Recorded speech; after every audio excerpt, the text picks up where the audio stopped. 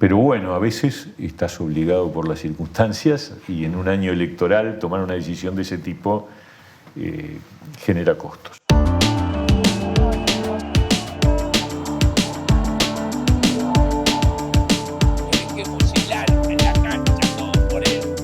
El precio de mi candidatura es un precio pequeño. La conciencia tan tranquila como entré. Nosotros no la queríamos recibir del poder militar que del poder de facto. Ese Mercosur que va a ser el cambio cualitativo más grande que va a sufrir nuestro país. Mejorar las condiciones de vida de Montevideo, que es muy grande. Hemos obligado y a guardar y defender la Constitución de la República. La unión es lo que nos piden los uruguayos. Bienvenidos. Estoy encantada de recibirlos nuevamente. Esta vez vamos a cruzar un nuevo puente junto al ministro de Trabajo y Seguridad Social, el doctor Pablo Mieres.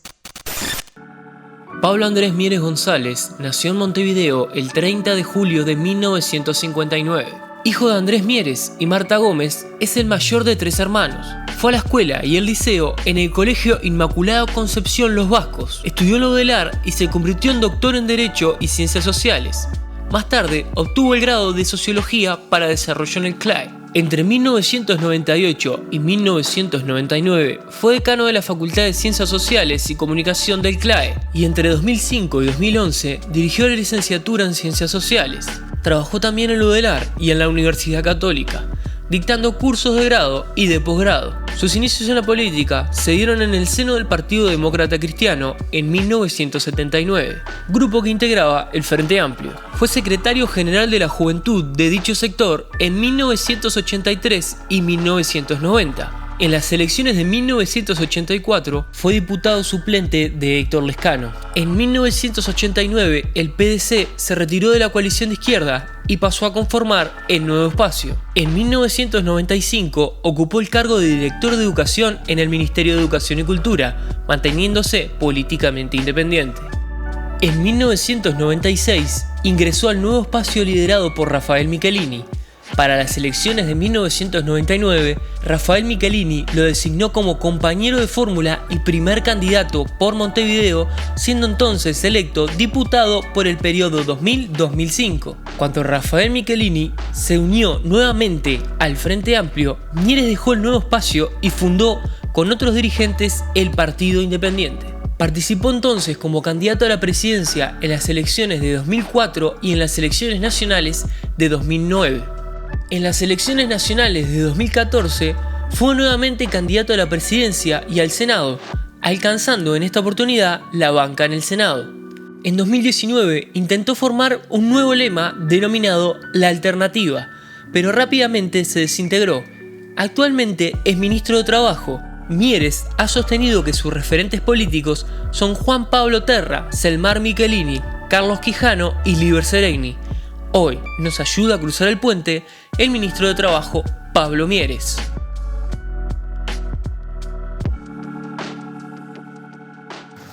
Bienvenido. ¿Qué tal? Un gusto. ¿Cómo está? Me impresiona esta carrera, ¿eh?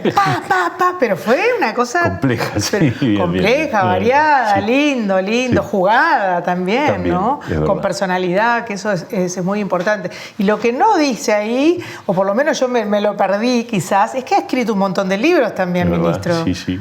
¿Y esa beta? Bueno, más de profesional, digamos. Yo estudié Derecho, soy abogado, Sí.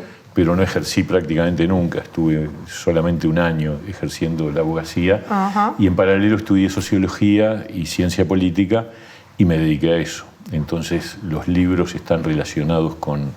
ya hace como mucho tiempo. Sí, ¿no? Hace un montón. Sí, hace tiempo pero muchos libros no, escribió sí, igual. unos cuantos Claro. vinculados a la temática de la ciencia política, sistemas electorales, comportamiento electoral, partidos, democracia, algunas cosas sobre políticas sociales también, algo de educación, variado. ¿Le gustaba estudiar?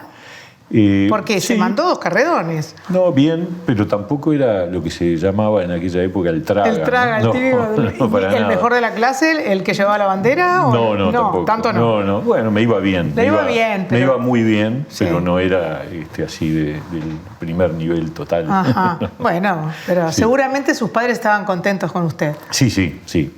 Me fue bien siempre en la escuela, en el liceo. Sí. Y después tenía una cuestión ahí vocacional entre el derecho y las ciencias sociales, cuando en realidad mi vocación más profunda Era la política. es la política. Claro, Sí. claro, Sí, claro. sí. ¿Y la docencia qué lugar jugó?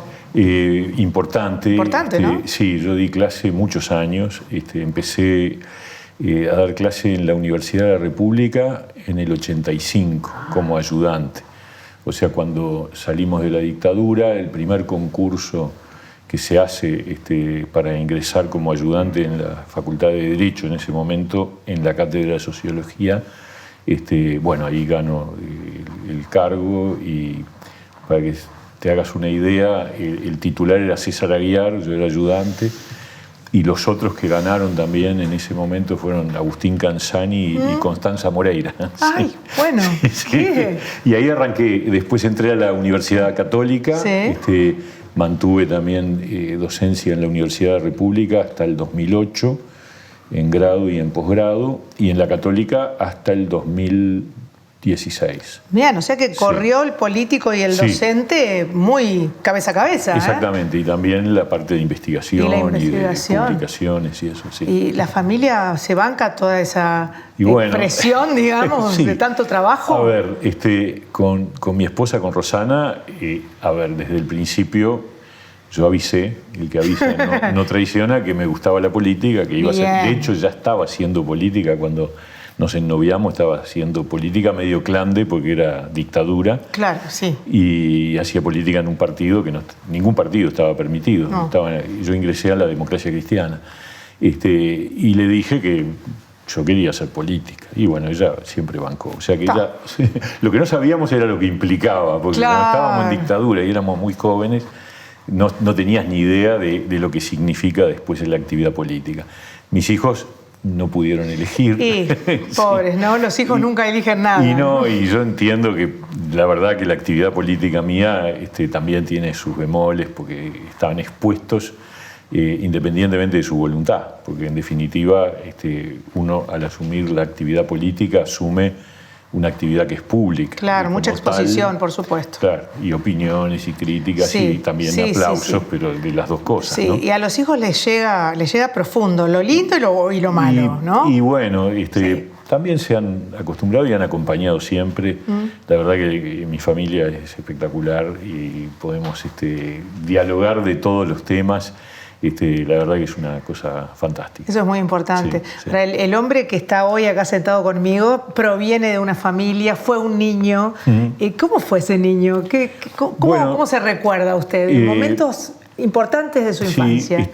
A ver, yo nací en el centro, en Montevideo, y viví hasta los 20 años en el centro. Ah, bien montevideano. Sí, bien cerca de por acá. Sí, del Mercedes, canal. entre Allí y Yaguarón era donde vivíamos con mis padres y mis hermanos y por lo tanto todos mis recuerdos de infancia están muy vinculados a ese barrio, que es un barrio que por otra parte tenía un problema, que es que vivíamos en un apartamento, no había calle. Claro, ¿dónde se jugaba? Y bueno, jugábamos Claro. adentro del apartamento, en el edificio con los vecinos. Pobres padres. Y la verdad, yo siempre dije, bueno, cuando yo tenga hijos, vamos a darle barrio.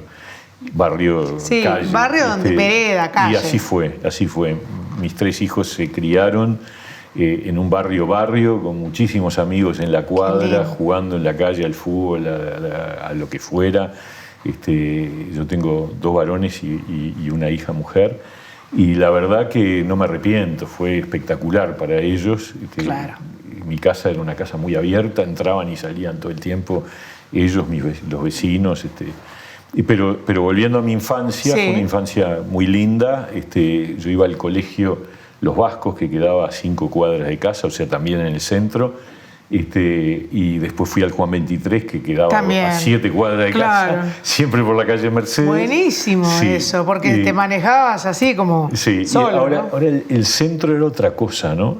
Cuando yo era niño y después cuando era adolescente, era el centro, es decir, el centro de la ciudad, que hoy ya es muy distinto, ¿no? Por ejemplo, los sábados de noche, el paseo de todos los montevideanos era ir al centro. Obvio. Estaban los cines, estaban las galerías, Obvio. la gente se juntaba en 18 de julio. Sí. Ahora es una cosa totalmente diferente. Muy ¿no? distinto. Sí. Muy distinto. Pero la pasé muy bien, disfruté mucho. ¿Sí? Sí. ¿Los hermanos eran? Dos menores, ¿Sí? y después tengo una hermana que es hija del segundo matrimonio de papá, que es más joven, bastante más joven. Gustavo y Alejandro, mis hermanos del mismo matrimonio, y luego Mariana, del segundo matrimonio. Y bien, nos llevábamos, éramos 3 varones. ¡Wow! Bueno. Y jugábamos ahí en la vuelta, bien. Ahora, si vos fueras el padre de ese niño hoy, ¿qué le dirías? No hagas tal cosa, no, tal. Yo era un tipo que me portaba bien. ¿Sí? Sí, no le diría eso. De pronto le diría, portate un poco peor o divertite más. Capaz. Yo era tímido cuando era niño, sí. De repente eso, capaz que ayudarlo a desenvolverse más rápido. Aprendí, como podrás imaginar, aprendí a desenvolverme y a vincularme con todo el mundo, y obviamente fue un cambio muy grande. Claro. Muchos amigos en el colegio, amigos. Después yo me incorporé a la parroquia de ahí de los Vascos. Tuve una militancia en la Iglesia Católica durante unos cuantos años. ¿Fue importante en su vida la formación religiosa, entonces? Sin duda, sí. Sobre todo los valores, digamos, de alguna manera mi compromiso con la política se gesta a partir de la experiencia y de las discusiones que teníamos en los grupos de reflexión. Conocí a mi mujer allí en los grupos de reflexión. Era un tiempo donde además estábamos en un momento de autoritarismo. O sea, cuando vino el golpe de Estado yo tenía 14 años. O sea que viví, si se quiere, buena parte de la educación formal, tanto a nivel secundario como universitario, en dictadura. Cuando vine iba a clase en la Facultad de Derecho, te pedían la cédula para entrar. Hubo momentos que no permitían la barba, otras facultades nunca la permitieron. En la Facultad de Derecho no nos permitían, pero te marcaban, ¿no? Porque tenías barba, ¿no? Usa barba. Sí, claro. Check. Claro. Entonces, la experiencia de la parroquia fue una experiencia muy buena, porque ahí formamos un poco los valores que de alguna manera luego me acompañan desde ese entonces, y muchos amigos también de esa época. Y repito, de ahí arranqué a la actividad política. Yo ingresé al PDC en la Juventud Demócrata Cristiana en el año 78, 79, por ahí. O sea, ahí considera que arranca su militancia, su actividad política. Año sí. 78. Sí, con unos amigos que eran compañeros míos de clase, ahí del Juan 23. Y bueno, y eso fue un desafío nuevo, o sea, empezar a conocer el mundo. Sí, y habría muchas ganas de querer cambiar el mundo, más en ese momento. Absolutamente. Tan especial. La lucha contra la dictadura nos marcó a toda la generación mía, ¿no? Claro. Yo estuve promoviendo el no en el plebiscito del 80, hacíamos lo que podíamos, que en ese momento era poco, pero y además tenía sus riesgos. Teníamos un compañero de actividades, porque en la universidad realizábamos actividad gremial. En el grupo universitario había gente de todos los partidos. Estábamos en el mismo grupo con gente hoy del Partido Nacional como Jorge Gandini o Pablo Iturralde, gente del Partido Colorado como Juan Miguel Petit, pero también gente de los partidos del Frente Amplio. Sí. De hecho, el PDC estaba en el Frente Amplio en esa época. Y había uno que era de la UJC, de la Unión de Juventudes Comunistas, Javier Pérez, que una noche que iba en un taxi, él llevaba unos volantes de la UJC y justo lo paró la policía y terminó preso. Y bueno, se tuvo que ir del país, la pasó bastante mal. O sea que vivimos toda esa época complicada, pero convencidos de que había que volver a la democracia. Hoy parece una obviedad. Sí, sí. Es increíble, ¿no? Sí, porque pero hoy, no lo era en ese momento. La libertad, la posibilidad de elegir, no existía. Y en Uruguay, que hubo de repente, digamos, una censura muy fuerte cultural. Muy fuerte. Muy fuerte. Había discos, libros, canciones, intérpretes que no se podían escuchar, que había una persecución muy fuerte en ese nivel, en la educación, ni hablemos. Y eso a la juventud la marca tremendamente. Sí, tremendamente. En el caso de nuestra generación, yo creo que al revés, nos marcó en el sentido de la libertad y la democracia. Claro. Somos lo que se llama la generación del 83, es decir, ese año 83 que fue maravilloso, porque fue un año de explosión, de la apertura, de que empezamos a salir a la calle a reclamar las libertades, porque cuando se ganó el plebiscito del 80, me acuerdo como si fuera hoy, esa noche no se movía nadie. O sea, ganamos el no, perdió la dictadura, pero nadie salió a festejar. No, porque sí, no podía lo recuerdo muy bien. Claro. Entonces, sí. Yo me acuerdo de transitar esa noche por las calles de Montevideo y un silencio sepulcral. Sí.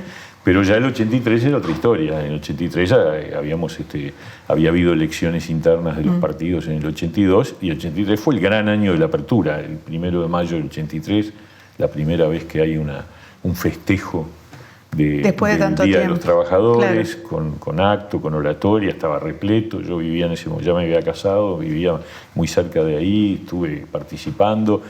Tuve el honor, que yo creo que es de los mayores honores de mi vida, de haber estado en el estrado, en el obelisco, en el acto del 83, del Río de Libertad. El Río de Libertad, fantástico. Espectacular. O sea que fue muy, muy, muy fuerte, ¿no? Ministro, fue una experiencia muy está buena la charla estos recuerdos.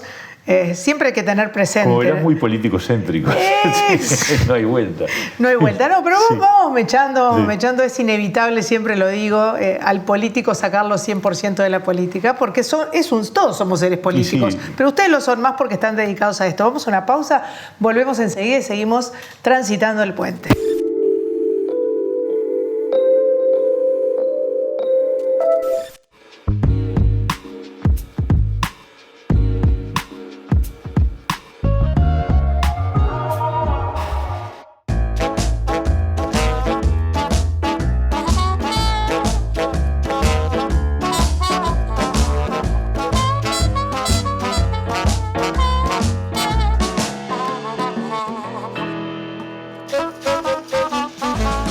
Proba una gran hamburguesa, como vos la querés. Signature Collection by McDonald's presenta la nueva American Barbecue.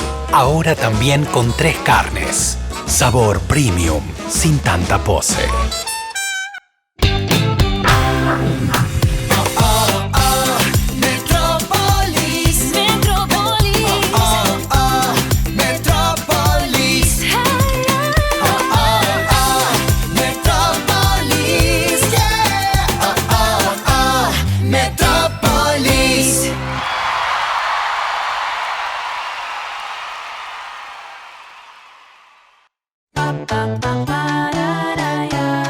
Elegir un colegio es una decisión muy importante. Vení a conocer la SAFA.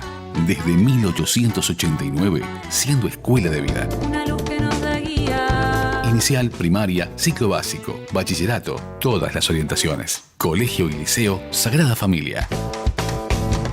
Ay, Sagrada. Avenida del Libertador 1960, zafaguada.edu.uy. Mi corazón. Hoy para UNAJPU no es un día más. Hoy, jubilados y pensionistas con su voto reafirmaron el camino por mejor calidad de vida en defensa de una seguridad social digna e inclusiva. Gracias. UNAJPU, Organización Nacional de Asociaciones de Jubilados y Pensionistas del Uruguay.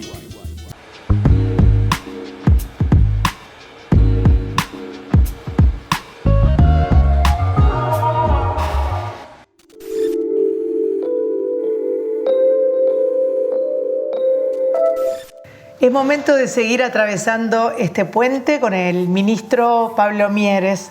¿Qué tal esto de los puentes, tender puentes? Me parece fundamental. Y yo creo que una de las cosas que no podemos perder en la sociedad y en el Uruguay en particular es esa capacidad de entendernos más allá de las diferencias. Parece que la sociedad que pierde esa integración, repito, plural, diversa, recién hablábamos de enfrentar una dictadura, todo eso sin duda que era absolutamente fundamental, pero justamente el valor de la democracia, del respeto al distinto, de poder dialogar entre gente que pensamos cosas muy diferentes, respetar al otro, parece que es un valor fundamental. Por lo tanto, el tender puentes, el evitar la famosa grieta, exacto, me parece que es un valor que el Uruguay ha construido.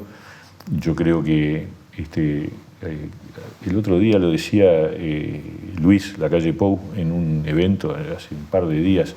El Uruguay es un lugar donde tú sabes que mañana vendrá otro que será del mismo partido o de otro partido, pero hay ciertas cosas que van a continuar igual, que es el valor de la democracia, de la institucionalidad, de las libertades, del pluralismo. Y que no lo perdamos nunca, porque nos diferencia. Hay que cultivarlo todos los días, ¿no? Claro que sí. Porque a veces, obviamente, siempre hay dentro de la sociedad sectores que quieren otra cosa, que querrían, que no tienen la misma tolerancia, que no tienen la misma actitud. Pero por suerte es un ejercicio la tolerancia, es un ejercicio. Sí, y es muy importante. Y yo diría es lo principal. Así que puentes son necesarios, imprescindibles. Pablo, me quedó en el tintero que me trajo unas fotos. Permiso, las voy a tomar. Muy Eso chiquito, soy yo, ¿no? chiquito, sí. ¿Pero de cuánto? Y un año y pico, un ¿no? año y Creo que era, sí, un año y algo. Muy sonriente. Una primera sesión de fotos que hicieron allá en casa. Eso le gustaba, sí. Estaba contento. Estaba contento. Sí.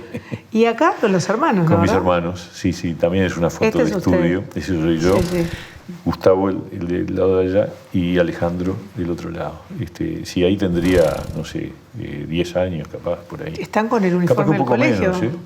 O los vestían así para sí, la foto. Me muero. Muy vestidito de corbatita. Sí. No, eso yo tendría 8 años, sí, por ahí, sí.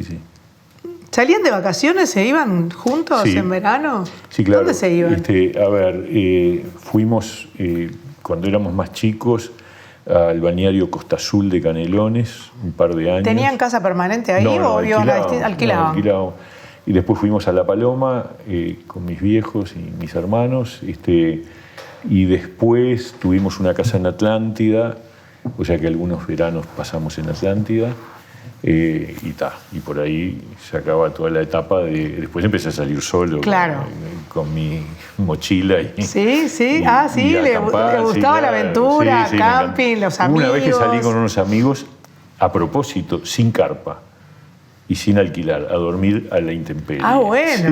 Y salimos 3 días. ¿Cómo fue eso, dormir a la intemperie? Estuvo muy bueno. Bueno, los mosquitos estuvo un poco complicado, pero una noche dormimos bajo un techito que había en el puesto de información de La Paloma, a la entrada de La Paloma, y la segunda noche nos llevaron en cana, porque cuando volvíamos del Chuy, la policía nos pidió los documentos y uno de los que venía conmigo tenía el documento en mal estado.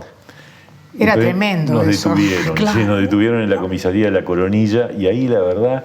después no los vi nunca más, pero apareció el dueño de un hotel, un hotel que se llamaba Gureche, allá. Claro. Y el tipo, la verdad, que se pasó porque habló con la policía, dijo, che, déjenlo, no sé qué, y nos llevó al hotel y nos dejó dormir en el garage del hotel, y al otro día nos dio un desayuno fantástico. Wow. La verdad que... Inolvidable. Bueno, esa fue una salida rara que hicimos por gusto, porque esas épocas que vos querés hacer todo, te sentís muy libre. Cosas raras, cosas nuevas. Y claro, después ir al Polonio fue una época que fuimos 3 años más o menos, 4, no me acuerdo. Polonio, es esa sensación de libertad. Maravilloso, carpa, maravilloso. libre, Sigue siendo, sigue siendo. Tengo un regalo para hacerle. Mirá. Espero que le guste. Lo saco yo, porque me encanta descubrirlo primero.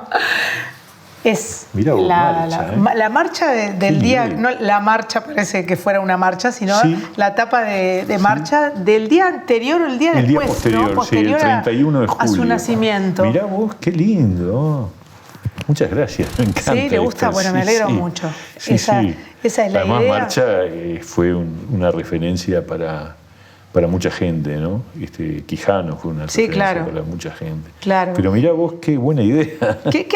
Hablando de la información, ¿qué le gusta? ¿Cómo le gusta informarse? ¿Cuál es su modo hoy? Me imagino que será a través de las Internet. Redes, ¿no? Redes, Internet, los portales de noticias, de los diarios, es lo que permanentemente estoy mirando, revisando. Claro. Twitter, soy medio adicto al Twitter. Sí. Tuiteo mucho, discute un poco, discute ahí un poquito, se enfrenta porque está bravo, ¿no? Tuve una época que sí llegué a la conclusión de que no valía la pena. Es importante el Twitter para transmitir opiniones, para transmitir mensajes, pero el debate en Twitter y en la cartera que usted está ahora me parece muy subterráneo. Claro, es muy subterráneo y no estaría bueno quizás, ¿no? Además, claro, a ver, entrar en el rol que tengo, obviamente tengo que mantener una actitud que permita generar sensación de ecuanimidad, que es real. Además, el equipo de trabajo en el Ministerio es un equipo que yo creo que tanto trabajadores como empleadores sienten que somos confiables, que no flechamos la cancha ni para un lado ni para otro, y yo, la verdad que ese es un componente fundamental. Lo mismo que el diálogo, dialogar siempre, por más diferencias y discrepancias que tengas, tenés que dialogar y buscar entendimientos, y sin perjuicio de que uno tiene sus convicciones y las defiende y trabaja en función de ellas. Pero más allá de eso, hay un rol que cumplir, que es ayudar a que trabajadores y empleadores encuentren caminos de entendimiento, ¿no? ¿Cómo es una agenda habitual de un ministro de Trabajo? Es una locura. Por eso le pregunto. Es muy cargada. ¿Sí? Yo arranco muy temprano y termino, depende, pero en general tarde. Y hay de todo. Hay notas, reportajes en los medios, hay reuniones, hay entrevistas. Yo trato de recibir a todo el mundo. Eso lleva bastante tiempo. O sea que la agenda es extremadamente... Y de repente hay imprevistos, muy frecuentemente. Por ejemplo, ayer teníamos el tema del puerto con sus complejidades, con conflicto, y de repente tenés que cortar tu agenda. Pensaba ir para otro lado y tuve que tener un par de reuniones para resolver el problema porque estábamos con un lío grande y bueno, eso, el Ministerio de Trabajo, me lo dijo un amigo cuando estaba la idea de que yo iba a asumir el cargo. Me dijo, tenés claro que esto es 24 horas, 7 días de la semana, nunca sabés cuándo podés descansar y cuándo... Igual descansás, pero, pero te puede explotar un lío en cualquier momento. Claro, Pablo, ¿y eso cómo se combina con la familia? Porque bien, se combina bien. ¿Los hijos qué edad tienen? Bueno, Fede tiene 34, Nacho 31 y Vero cumple 30 en diciembre. Anduvieron así, anduvieron rápido. Sí. Y seguidito, dijeron, fue. vamos, así después esto ya está. En la generación mía era bastante frecuente casarse mucho más temprano que ahora. Sí, ¿a qué edad se casaron? Yo tenía 23, Rosana 22, muy jóvenes. Muy jóvenes. Y a los 26 yo ya fui padre y después a los 30 ya teníamos los 3. Sí. Claro, o sea impresionante. Le dices a un chico de hoy eso y dice, pero están locos. Claro, mis hijos, todavía no soy abuelo. Eso, no es abuelo todavía. Claro, tengo uno casado, claro. Digamos, el otro convive con su pareja, y la tercera está ahí en un proceso ahí de acercamientos, pero digamos ninguno tiene hijos, y cuando preguntás por ahora por casa no, y es lo normal no, ahora, ni preguntes. Esa es la regla en esta generación, ¿no? Ha cambiado mucho la sociedad. ¿Para bien o para mal? Como en todo, hay cosas que mejor y hay cosas que de repente no son tan así. Pero a mí, me parece que hay que vivir el tiempo que le toca a uno, acostumbrarse a los cambios, porque yo creo que sí, que nuestra generación, la generación de mis compañeros de generación, vivimos, escuchame, una transformación brutal. Cuando uno mira para atrás y solamente pensar que cuando yo iba al liceo, algunos tenían calculadoras, para hacer las cuentas con la calculadora chiquita, pero la mayoría lo hacíamos todo a mano. Y claro. Obvio, no existían celulares, ni internet, ni nada. No, nada. Nada. Y el teléfono fijo y punto. Me acuerdo que las primeras veces que salí del país, llamar a Montevideo era carísimo. Y además tenía que pedir, había demora de varias horas. Sí, en ese sentido es mucho mejor el hoy, también, ¿no? Las costumbres han cambiado enormemente. Hoy somos mucho más libres, somos mucho más tolerantes, hemos abierto espacios de aceptación del otro mucho más. Yo creo que en eso la sociedad actual es mucho mejor. Es una sociedad inclusiva, es una sociedad que valora la diferencia, que acepta las heterogeneidades, que es mucho menos de juzgar al otro. Todavía nos falta, pero estamos mucho, mucho mejor que en ese sentido, y me parece que esos son de los grandes avances que ha tenido las sociedades humanas en general y el Uruguay también, ¿no? Le voy a pedir algo. Le voy a pedir, por un lado le hago un regalo y por otro lado le pido que me haga un favor. Sí, sí. Y es pedirle que, es fácil en realidad, ¿no? A ver. Es una línea de tiempo de 3 momentos de su vida personal, que me gustaría que me los anotara acá, así yo me guardo esto de recuerdo. 3 momentos importantes de su vida, los más importantes. Yo sé que es difícil decir cuáles son los 3 momentos más importantes de mi vida. A ver, sin duda...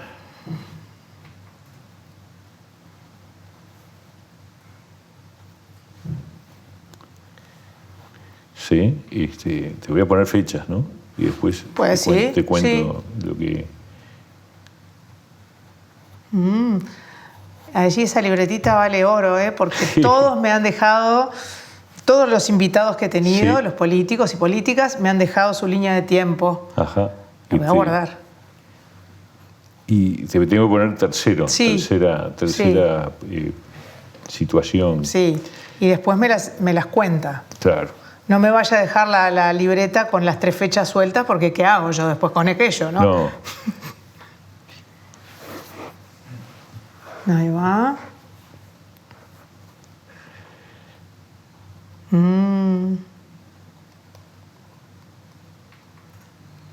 Si yo pienso a veces, si tuviera que poner 3 momentos. Sí, es difícil, ¿eh? Sí, no es tan fácil. Te voy a contar.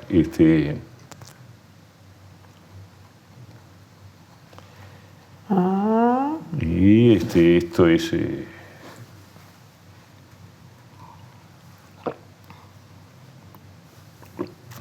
Bien. Mira, a ver, podrían ser más las fechas, pero bueno. El 83, que ya estuvimos hablando de eso un poquito, que es el año que me casé y el año que entré a la actividad política pública. O sea, las movilizaciones, la aparición, la lucha por la libertad.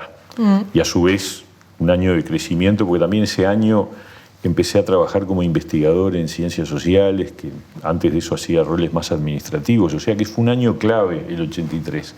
Entré a la conducción del Partido Demócrata Cristiano, fui el secretario general de la Juventud a partir de ese año. O sea que el 83 fue un año, y el obelisco y la libertad. Y después el 90, los 30 años me marcaron, fue como decir, bueno, ya se acabó la juventud, empieza a desaparecer. ¿Cómo cambiaron fue un los cumpleaños tiempos? que me Hoy a los 30 están... Los 30 son jóvenes por un rato largo, pero bueno, en aquella época yo era padre de 3 hijos, faltaba Vero, que iban a ser un año después. Claro. Pero ya teníamos el proyecto, además. Sí, primer cachetazo, 30. Sí, wow. Sí, impresionante. Y ser padre, que es una cosa muy fuerte y muy linda, espectacular. digamos, de esas cosas que te mueven muy, muy adentro. Y a la vez un gran sentido de responsabilidad, ¿no? Exacto. Para con sí. ellos. Yo siempre digo, en realidad, es de todas las opciones que uno toma en la vida, la única que es irreversible. Absolutamente. Es verdad. Sí, porque uno puede decidir cambiar de trabajo, de pareja, Claro, al hijo no lo devuelve. Pero vos sos padre Sí, de aquí sí. al final, y es espectacular, ¿no? Es muy lindo, claro. Es un desafío enorme de cada momento de la vida, ¿no? Y llena la vida, además. Y la tercera fecha es 2002. El 2002 es el año que fundamos el Partido Independiente. Es el año que arrancó una opción política más propia, y también fue un año de crisis, de mucha crisis, pero también de mucho crecimiento, porque la crisis del país, ¿no? El 2002 fue un año tremendo para el Uruguay, pero al mismo tiempo fue un año de mucho crecimiento profesional, vocacional, así que por ahí van esas 3 fechas, debe haber muchas más. Me imagino que sí. Habló de crisis, en este caso crisis del país. Sí. ¿Cómo maneja o cómo se maneja usted en sus propias crisis? Porque todos tenemos esos momentos. Por supuesto. No, que son necesarias, por incluso. supuesto, ¿no? Y además, de alguna manera, crisis implica cambio y también implica crecimiento, implica desafíos. Obviamente, para mí es muy importante mi mujer y mis amigos. Han sido siempre como mis referencias. ¿Cuál es el momento de su vida que usted recuerda como que se sintió? Bueno, más de uno, pero te voy a decir uno difícil. Uno difícil. Uno difícil fue cuando yo era diputado, entré al Parlamento en el 2000 y fui diputado hasta el 2005. En el 2005 no fui reelecto y tuve que redefinir otra vez mi actividad. Y entonces fue un momento crítico, porque había que volver al mercado en una edad que ya eran 45 años, y había que, digamos, yo seguía dando clase en la Católica, pero había que volver a tener un trabajo más estable. Ahí arrancar de nuevo, de alguna manera. Nunca fui un ¿no? tipo de tener un patrimonio importante, por lo tanto viví siempre y vivo de mi trabajo, por lo tanto ese fue un momento difícil. La llevamos bien, fuimos reencauzando. Tengo mucha gente que no voy a olvidar nunca, porque fueron gente que apoyó ese proceso de reinvención laboral, que al mismo tiempo mantuve la actividad política, pero yo no vivía de la política. Ahora, ¿se arrepiente de algo que haya hecho en ese momento, que usted sienta que lo haya llevado a que eso no fuera lo que usted esperaba? ¿Por qué pasó? Bueno, en realidad fue una apuesta política. Claro. Nosotros en el 2002 tomamos una decisión muy difícil. Cuando digo nosotros, fue un colectivo. Con Iván Posada, con Daniel Radío, con otros compañeros que todavía seguimos trabajando juntos, Juan Carlos Rodríguez, Tito Pérez. Hay mucha gente que dijimos, bueno, había que romper, porque Rafael Michelini, que era nuestro referente, decide volver al frente y nosotros decidimos mantenernos aparte. Y esa fue una decisión muy dura, muy difícil. Y consecuencia de esa decisión es que al final vas a las elecciones. Yo iba al Senado, no llegábamos al Senado y por lo tanto quedé afuera del Parlamento. Claro. Que era en ese momento mi actividad, porque yo cada vez que asumí... Es un golpe, obvio. Sí, y además cada vez que yo asumí un cargo político, lo asumí como, digamos, in totum.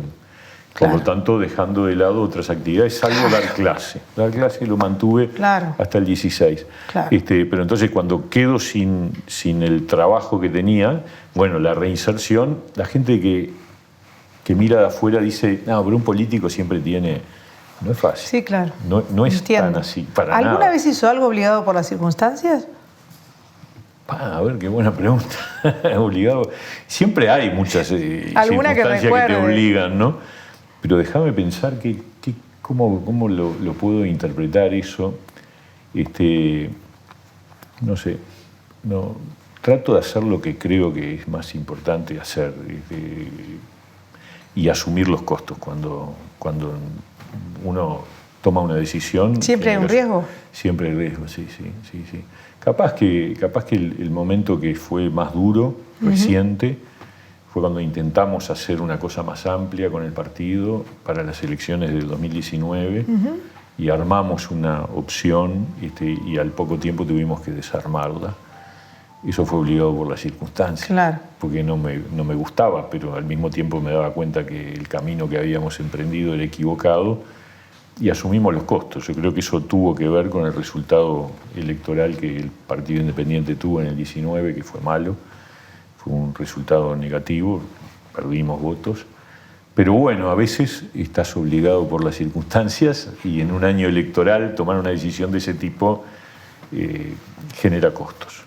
Ministro, vamos a una pausa. Es muy interesante esta charla, este cruce de puente, pero tenemos aún más tiempo para seguir transitándolo. Vamos a una pausa, volvemos enseguida.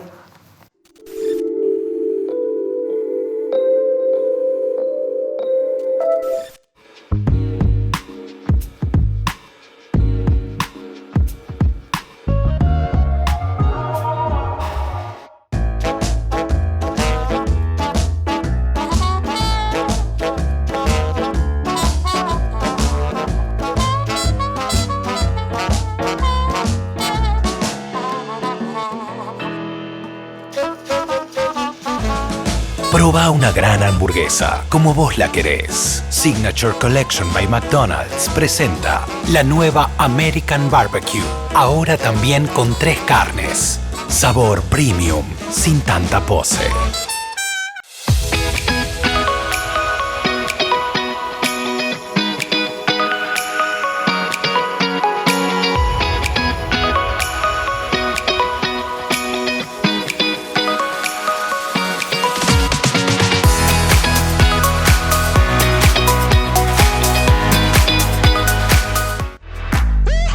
Muebles Da Vinci, fabricación de living nacional, trabajos a medida, gran variedad de telas a tu elección.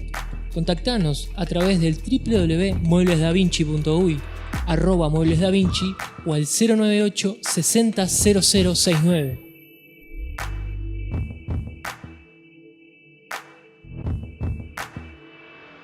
Hoy para UNASPU no es un día más. Hoy, jubilados y pensionistas con su voto reafirmaron el camino por mejor calidad de vida en defensa de una seguridad social digna e inclusiva. Gracias. UNASPU, Organización Nacional de Asociaciones de Jubilados y Pensionistas del Uruguay.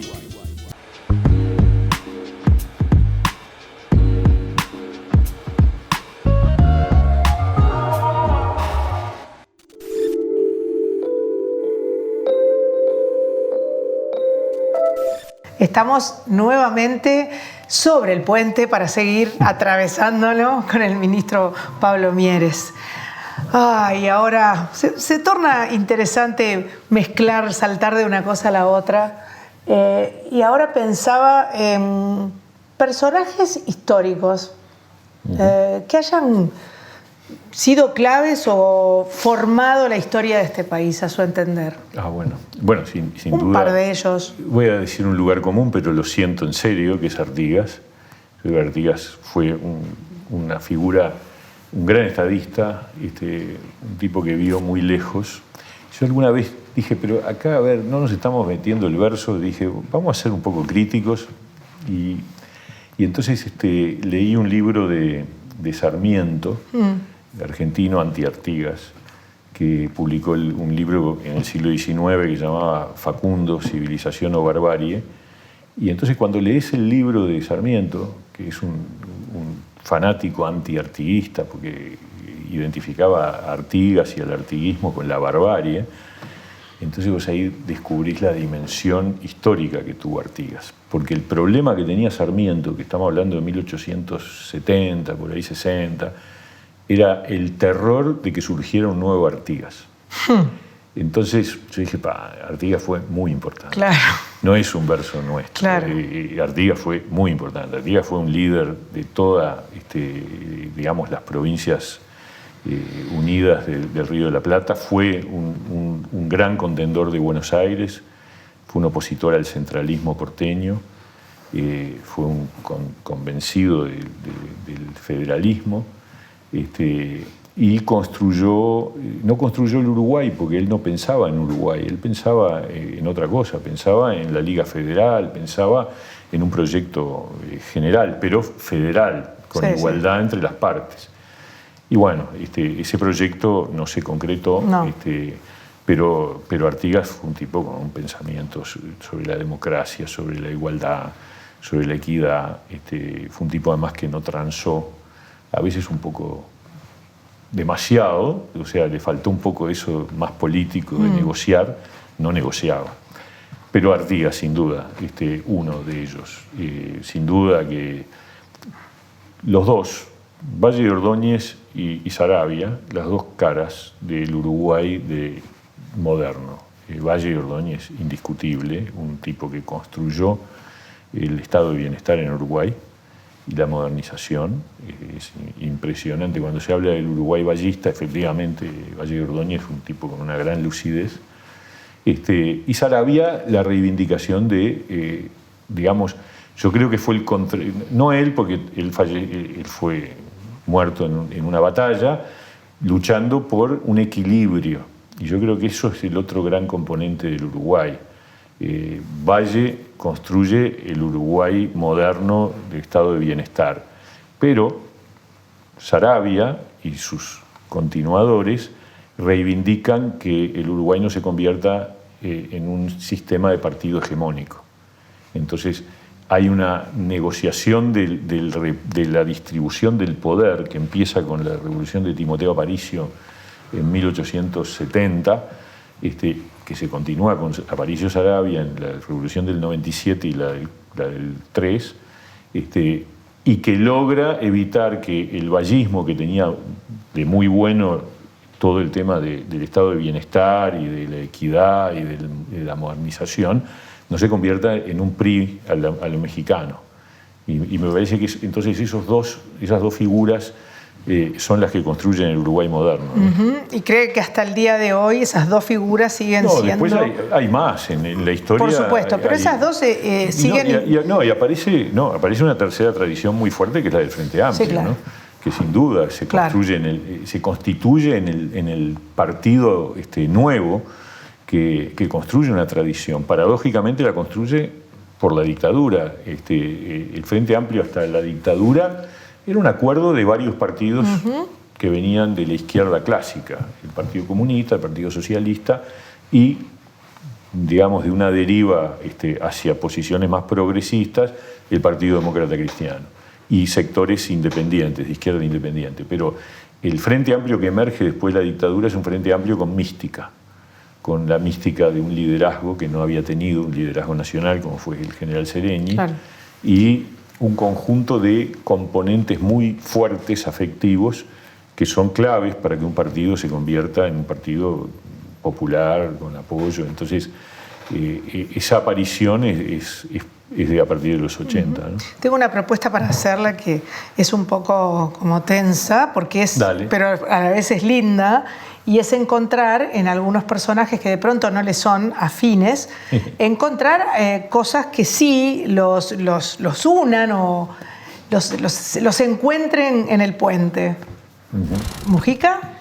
Bueno, con él tengo enormes diferencias. Pero no vamos a hablar de las diferencias. Pero hay que reconocer que ha tenido una gran capacidad de vinculación con la gente, de sintonía con la ciudadanía, con lo popular, sin duda alguna. Y bueno, creo que en ese sentido, cuando una persona logra esa sintonía popular, es que hay que reconocerlo, ¿no? El día que renunció al Senado, que yo estaba en el Senado, fui el único de toda la oposición de aquel entonces que habló, y me refería a él con sentido, destacando algunas cosas positivas, más allá de todas las diferencias. Bien. Rafael, sí. Bueno, fuimos compañeros de camino hasta que tuvimos diferencias y bueno, me parece que esas cosas son legítimas. Rafael fue en su momento una figura que se plantó cuando entendió que las decisiones que se tomaban en su partido no eran compartibles y tuvo la fuerza de levantar una opción. Después optó por volver al frente. Ahí tuvimos una diferencia que nos impidió continuar juntos, pero por supuesto esa historia, además toda la historia de su familia, el asesinato de su padre, la lealtad a la lucha por los derechos humanos. Rafael fue impulsor de esas marchas que todos los 20 de mayo se realizan. Sí. Fue el gran impulsor de recrear esa reivindicación que yo comparto absolutamente. Bien. Bueno, Pereira. Bueno, Fernando. Tuvimos oportunidad de una relación mucho más intensa en este último tiempo, a raíz de que yo asumí el Ministerio de Trabajo, y fue alguien con el que trabajamos muy bien. Es un tipo de diálogo, es un tipo... tenemos también diferencias muy grandes, ahora sobre todo de cara al referéndum. Él ha dicho unas cuantas cosas que no comparto, pero más allá de eso, es un tipo democrático, es un tipo, digamos, con el que se puede conversar, acordar, es leal en el sentido de que cuando se acuerda, y eso es muy importante. Ministro, cuando hablamos de posibilidad de mejorar el mundo, de cambiarlo, por supuesto, empezando por mejorar nuestro país, a mí me gusta pensar que eso no es una utopía. Yo creo que hay cosas que se pueden hacer. ¿Cuáles son, a su entender, esas cosas que se pueden hacer? Empezando por mejorar nuestro país y el mundo. Sí, yo creo que el Uruguay ha mejorado mucho en las últimas décadas. Yo diría desde la salida de la dictadura para adelante, con el aporte de distintos partidos y de distintos gobiernos, ha acumulado, es un país totalmente distinto del que teníamos en los 70. Y yo diría, claramente ganan las mejoras sobre las situaciones que pueden haber empeorado, lejos. Uruguay es un Uruguay mucho más moderno, mucho más crecido desde el punto de vista económico, con situaciones sociales mejores. Ha tenido, sí, una crisis de integración importante. El Uruguay del pasado, de los años probablemente 50, era un Uruguay más integrado. Ahí sí tenemos un problema, y hay una fractura social, ha habido un deterioro de la seguridad que es reflejo de esa fractura social que vivimos, que no es una responsabilidad de alguien en particular, sino de un proceso que lamentablemente se fue como desarrollando.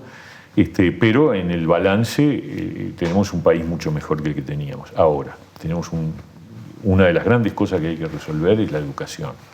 Yo creo que si a mí me preguntás cuál es el principal problema que tenemos, es que tenemos que transformar la educación para convertirla en una educación del siglo XXI. Y que nuestros muchachos, la gente joven, se eduque con una sintonía mucho mayor con las necesidades y las oportunidades del mundo que hoy tenemos.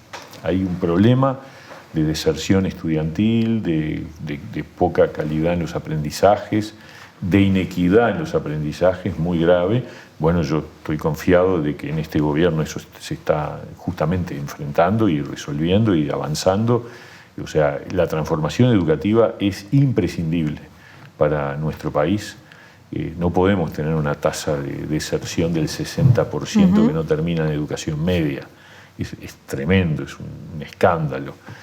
No podemos tener una inequidad de aprendizaje, que los gurises que están en los deciles más arriba tienen niveles de aprendizaje que son 7 veces más que los que viven en los sectores más bajos, que son pocos los que quedan, además, y llegan al final del trayecto educativo. O sea que, si a mí me decís dónde, educación. Educación, recuperar la integración social, lograr el combate a la pobreza y al mismo tiempo la resolución del problema de los asentamientos, de la segregación territorial.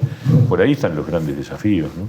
Ministro, ¿cómo y abrirnos al mundo. Abrirnos al mundo. Fundamental, claro. Porque un país chico, si no tiene mercados disponibles y con condiciones de acceso va a seguir siendo razonables, no puedes crecer. Claro. Para crecer necesitas venderle al mundo.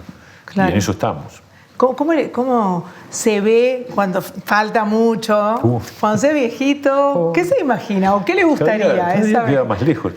Falta muchísimo, a ver, porque la ciencia está trabajando para que vivamos muchos es años. Impresionante. Yo el otro día en una reunión de un grupo que justamente se dedica a la actividad de las personas de más de 65 años, Claro. yo recordaba una anécdota que leí en El Observador hace como 30 años, pero que me quedó grabada, que decía así, era una notita de esas breves que aparecen. Un profesor en una universidad norteamericana iba a dar una charla, creo que era un profesor de biología o de ciencia física, no sé qué, y entonces se dice que se paró frente al auditorio y les preguntó, ¿quién de ustedes nació después del año, ponele que haya dicho, el 70? Y levantó la mano un montón de gurises, que en ese momento tenían 20. Dice, bueno, les tengo una buena noticia, ustedes no se van a morir. Por supuesto que era una exageración, claro. Pero es un poco esa idea, la idea que Harari desarrolla en Homo Deus, el segundo libro de él, famoso, de que en realidad estamos frente a la barrera de la inmortalidad. Sí, claro. Lo cual no quiere decir que exista, No, por claro. ahora no existe. Pero el desafío del ser humano de hoy es extender la frontera de la vida lo más posible. Exacto. Entonces, ¿cómo me imagino? Yo no sé, me imagino escribiendo, me imagino proponiendo cosas. Haciendo. Sí, volver un poco a esos libros, a otros libros distintos. Claro. Pero por ahora estamos tan lejos Bien, de eso, por lo menos psicológicamente. Obvio, Sí. cuesta pensarlo, Sí, cuesta sí. pensarlo. Pero de pronto esto es más fácil pensarlo. Estamos transitando este puente imaginario. ¿Qué le gustaría encontrar al final?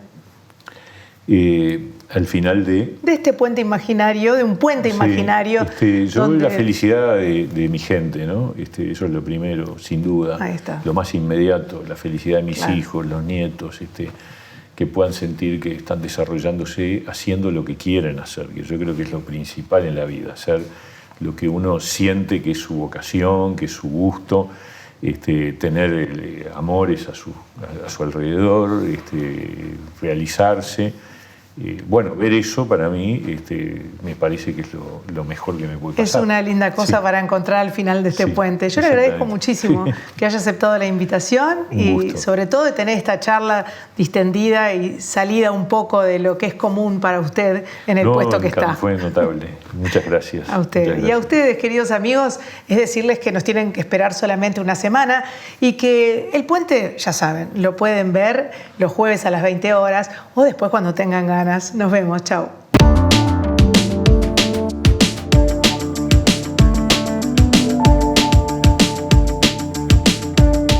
Me acuerdo de que yo iba a todos los actos del frente, por supuesto, y me vestía de rojo, azul y blanco y todas esas cosas, todo.